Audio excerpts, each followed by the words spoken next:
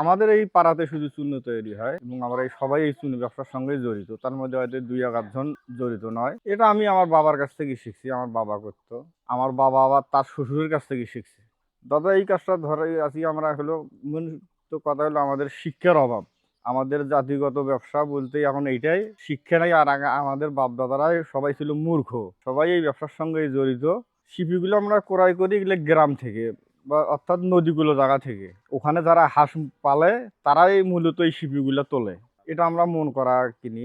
দাদা এক মনে তো ওটা শিপি হলো পোড়ার পর বাছাই করার পর এটা নির্ধারিত করা যাবে। মানে এক মন শিপি পুরুলে আধা মন হবে। আমাদের আর কি নিজস্ব চেষ্টা আছে যাতে আমাদের সন্তানরা আমাদের হাত ধরে আর এই ব্যবসাতে না আসে, কারণ এটা অনেক খাটনির ব্যবসা। অনেক জায়গার থেকে এলে জিনিস সংগ্রহ করা লাগে, পরিশ্রম মানে কিনে আনা লাগে 10 বাড়ির থেকে, আবার বিক্রি করা লাগে 100 বাড়ি ঘুরিয়ে। না আমাদের দুঃখ কষ্ট আমাদের জীবনে আছে, কিন্তু তবুও আমরা এই ব্যবসা নিয়ে সুখে আছি এবং এই ব্যবসাতে আমরা আছি। এখন আমাদের জীবনে দুঃখ কষ্ট বলতে এই যে অভাব অনটন, যেমন এখন রমজান মাস, এখন কিন্তু আমাদের ব্যবসাটা একদমই নিম্নগামী। আর তখনও আমরা এই ব্যবসার সঙ্গে জড়িত থাকি বা এই ব্যবসাই করি।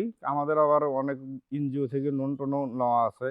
ব্যবসাটা আমাদের সবসময় জমজমাট হয় একটু দিন যখন বড় হয়। এই পান যখন যত পান বেশি চলবে তত আমাদের ব্যবসা ভালো চলবে। ব্যবসা এটা আমাদের নিঃস্ব হওয়ার মতো ব্যবসা এটা আমাদের এটা নয়। এখন সে যদি অন্য কোনো বিষয়ে মনে করেন যে হয়তো উৎপাদনের আয় বেশি, খরচ কম, আবার খরচ বেশি আয় কম। কারণ আমরা যে মহাজনের সঙ্গে বগুড়ায় ব্যবসা করি তারা তো অনেক কিছু করছে এই ব্যবসাতে।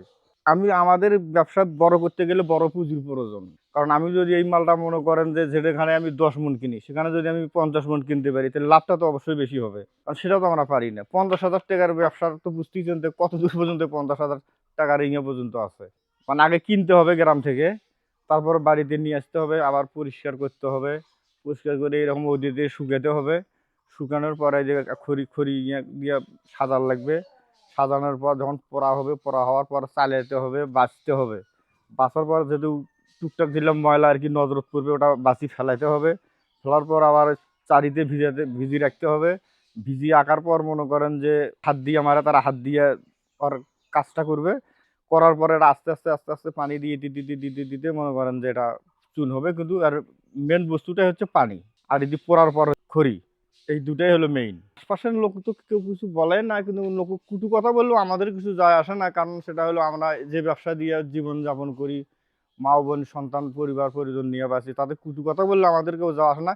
নিজেদেরকে একটা ছোট মনে হয়, একটা 10টা লোকের মধ্যে যা যদি খারাপ কি করে চুনি ব্যবসা করে, নিজেদেরকে একটা তখন মনে হয় যে আসলে আমরা কি একটা ব্যবসা করি, মানুষের মধ্যে কথা বলতেও বিবেকে একটা কিরকম আসি যায়। এমনি হয়তো সাধারণভাবে আগুনের তাপ তুপ লাগে, যেহেতু আগুনের কাজ, তখন তো তাপটা মনে করেন যে দেখা যায় যে মনে হয় যে চোখ মুখ একদম ইয়া যায়, কালো হয়ে যায়।